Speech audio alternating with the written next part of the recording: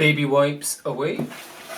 Okay, so here is an unboxing of the flagship APS-C size Nikon D500, 20 megapixels, super awesome, with the AFS 16 to 80mm f2.8 to f4 VR lens. It's a walkabout lens, it's a everyday use kind of lens, which I think is pretty cool. A 16mm, in terms of full frame coverage, is giving you a 24mm field of view, and at the 80mm, that is giving you a 120mm. So that's quite a good range that you're getting there, nice and wide, and a good enough telephoto. And the f2.8 means you're getting shallowness, depth of field. So in the box, and it comes with, it says, by registering your product today, you'll extend your 1-year manufacturer's guarantee for 2 years for free. So hopefully that should be a total of 3 years, because you're extending your already 1 year's manufacturer's guarantee going on. Now this comes with a whole pile of stuff like Bluetooth, the other thing, Snap Bridge, stuff like that. Cool. So in this box, can you see? Doodle-doo. In the top, we now have just a single document. Normally this is a user manual, and another piece would be like the warranty. This is user manual and warranty combined. So you put your service warranty card is on the back. How you're meant to send that in, I'm not 100% sure. Into the box we go. Ooh, and they open this way, that way. I've already kind of actually unboxed this. This is just more just so you can see. You have, it's out of the bubble wrap, the Nikon D550, which looks like that. No, D550? D500, which looks like that. And then, also in the box, we have some USB 3 cables, your battery charger, which is nice, your power cable for your battery, your lens hood for the walk around lens. So this is the 16 to 80mm, which is a fairly compact little lens with vibration reduction and all that. So I've been using this. Oh, this is an unboxing. I've kind of been using it. I've been using this for the last couple of days, shooting some stuff in property. It's not wide enough for property photography, that's for sure. But the VR aspect of it is very surprising. It is. I've been very impressed with that. My current setup, the Panasonic GH4. With the, what's this? My Panasonic GH4 with the 7 to 14mm lens has no VR in it. The camera doesn't have VR, vibration reduction or anything like that. And it's quite nice with this, looking through the eye hole and just seeing how stable it makes, especially at 80mm as well. 80mm, if you don't follow my exercise channel put out a video the other day of going, what is going on with my hand? And there's this mental hand shaking that I've got, which I think might be from too much coffee. We don't know yet. But I'm able to handhold this even with shaky hands, and it was just like brilliantly steady. Really impressed with that. And from the use that I've had of it so far, what I can say is I'm using the eye hole a good bit, but I am getting lots of nose marks on the screen. So it's like my face is squished into it, nose marks on the screen, which is something which I haven't really experienced with my Panasonic stuff, because I'm using the LCD screen all the time. Here, I'm much less inclined to constantly click live view to get that to work, because it's fiddly. It's a button I need to press, and then it's a little bit slower autofocus, and then it's a slightly funky shutter sound, and it's a shutter which goes, and you're like, wait, did it finish taking the photo? Did it do a photo? When did it take the photo? Did it take the photo at the very start, or while I was moving away? So if you listen, see, there's a long time of it like fully resetting itself. So I don't know if it starts taking the photo now or finishes at the end there. So I'm like, where did that take a photo? So the live view photos with Nikon, I think is just behind with the micro compared to the Micro Four Thirds, which is unfortunate. I think Nikon have really let themselves go behind in terms of their live view capabilities. So from here on in, this video is an unboxing. I'm just going to have a quick review of a couple of the images that I've got. Fortunately, Adobe has a DNG converter for it, so I can look at the raw files via DNG, digital negative group, I don't know. And I'm going to look at, but what, even just on the back of the camera, the dynamic range looks like it's going to be pretty impressive. I'm pretty like, do I want to swap cameras? Do I want to swap cameras? But it feels fairly light, and with this lens, this is a great combo. I would say if you don't have camera gear already and you're thinking of, I'm really into photography, this combo absolutely rocks. Anyway, I'm now going to go look at some of the actual photos.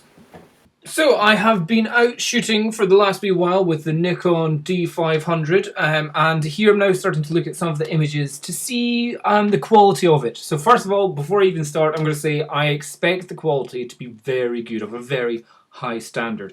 Unfortunately, I don't have an ultra wide angle lens, I haven't managed to do any internal property shots, but I have done some externals. What you'll see some people doing reviews about, it'll be like, oh, look at how nice a photo this is, and it's at ISO 100. That's not pushing the sensor in any sort of way. So here I'm trying to find some images, but also how I can push the images in post to get the most out of it. So for example, this property here, how much does bringing, like if I were to go to complete reset, that's how the image pretty much came out of the camera, the raw file, DNG file, okay, I'll admit. If I bring the shadows up, how much do we gain just by bringing the shadows up? So from nothing up to there, okay, a little bit of noise brought in. Is that a 1 to, that's a 1:1, that's pretty good. And I can bring the exposure up a good bit. I can bring the exposure almost up, almost 2, and then bring the highlights down. Does that do anything? No, that's a really rubbish image. Clarity up, saturation up, not too bad, maybe 1. That looks like a nice bright image. If we see what was like before and after, let's see, the one, more saturated sky, so what I need to do, luminance of the sky down, good, done, saturation up. Easy peasy, now we've got a more interesting image. Okay, so at ISO 100, I'm not expecting any difficulties for this sensor. Again, so I've just been around shooting stuff, taking pictures of, also just like snapshots out of the car while driving past to see how well it works.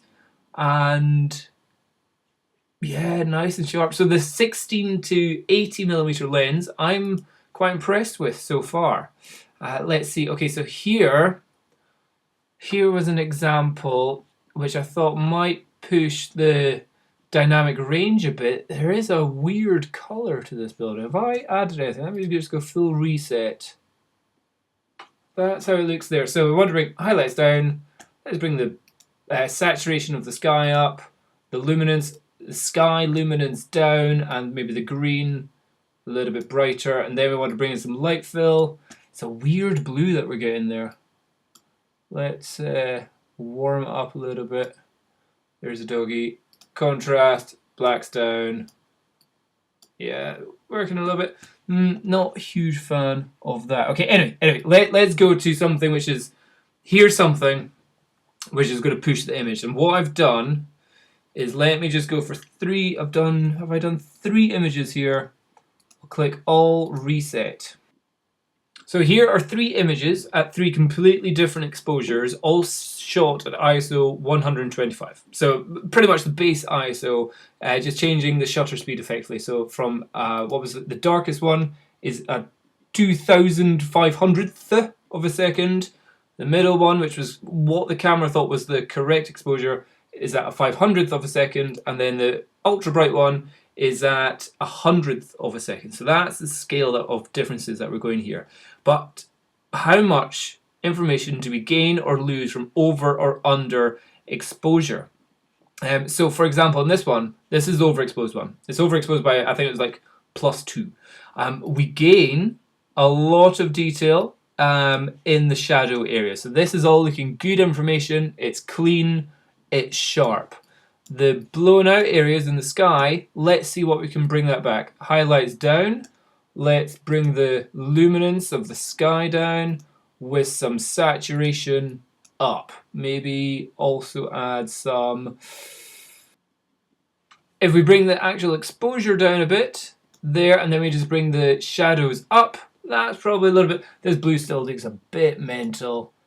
Let's just bring the saturation back down to where it was, and luminance back to roughly where it was. So there, I would say that's a nice image. But if you look at the clouds up here are just ultra white, ultra white. So we've lost detail in the clouds. If we go to the middle shot and we bring highlights down, look at the realness in the image there. So that's far more real than that. So I'm liking the more real looking, but it's now very dark.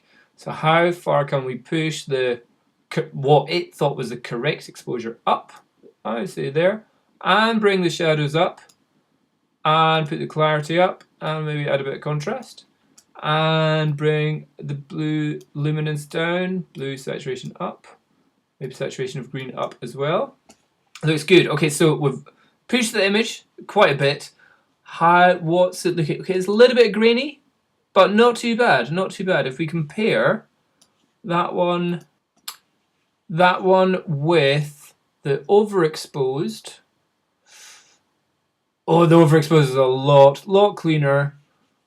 But if we then zoom back out to see the two of them together, they're pretty closely matched. I can barely tell which one was which now. So that's pretty cool that you've got two stops easily of adjustment there. And I would say I probably like... Oh no, it's quite difficult to tell which one I like more.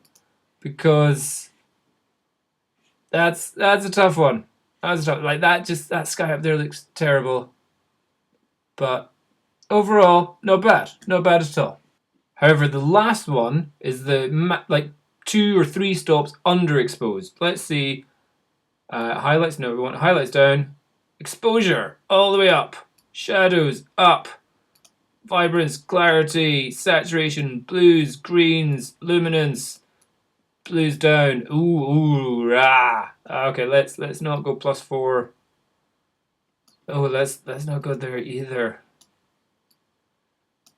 Okay, so if we look at the shadowed areas, that's destroyed. Can we bring in some noise reduction? There's maybe a camera that underexposing doesn't necessarily benefit anything here.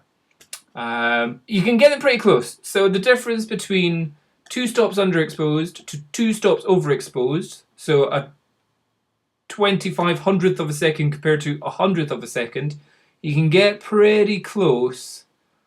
So it really depends on what you want to show. Is the highlights more important of like the clouds up here, or is the shadow detail here more important? So I would actually go for the 2 stops overexposed image in this circumstance. So this is there's not very many circumstances like this, but I would say that's a much better image. The overexposed bringing down, which is different from how I've had it with other cameras. And here is what I would call a dynamic range test. So here I've done pretty much the same thing again. The bright one is at 100th of a second. The middle exposure, 640th of a second, so pretty much the same as before. And then a 2 stops darker, a 25/100th of a second. So that's roughly about the same exposures. But look at what we've got here. So in the but this is super underexposed. From my computer screen, I can see nothing in the shadows here. But what can we bring out? Ooh, underexposed looks good.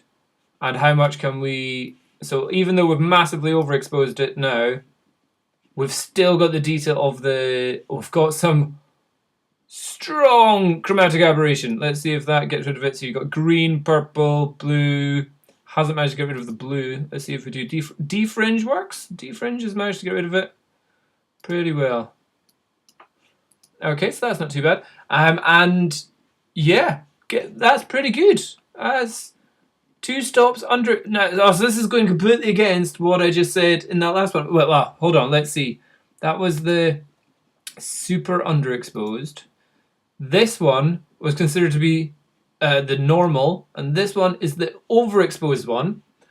Okay, so here, lots of good detail in the shadow areas, but the highlights totally blown out.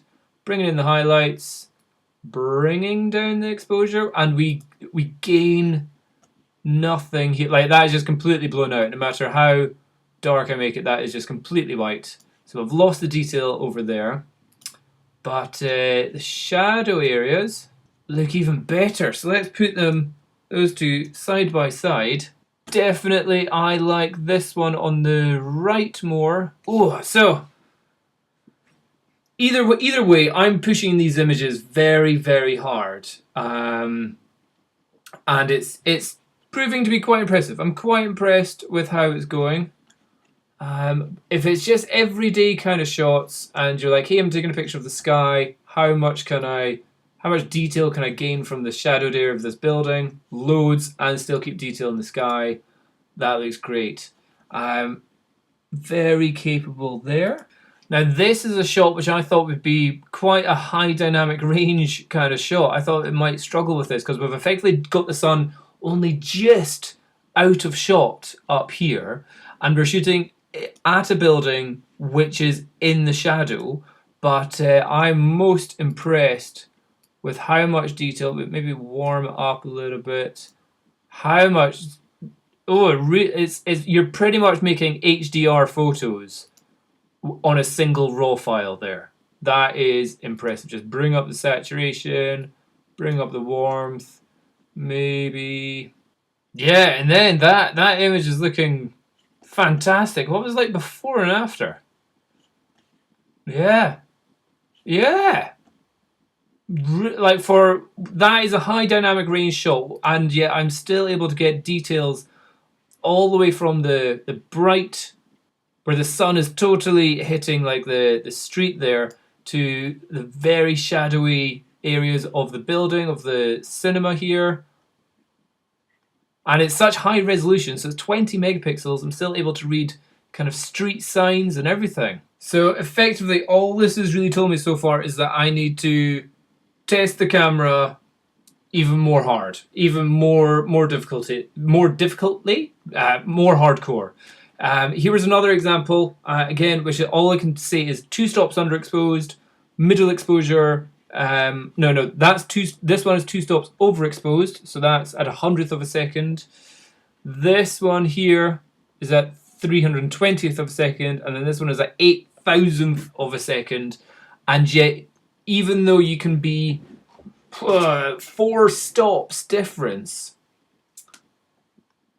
you can pretty much get the images to look the same as one another. So what the difference is that we're seeing here is, if you see the whites on this one, totally blown out.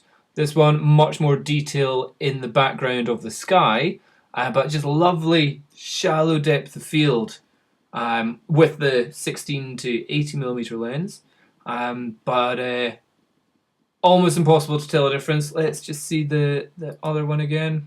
With a bit of editing, 4 stops range of image compensation that you can get in editing, in post. That is pretty darn impressive. Like a little bit more saturation on this one, maybe a little bit more clarity, and shadows a little bit more. Yeah,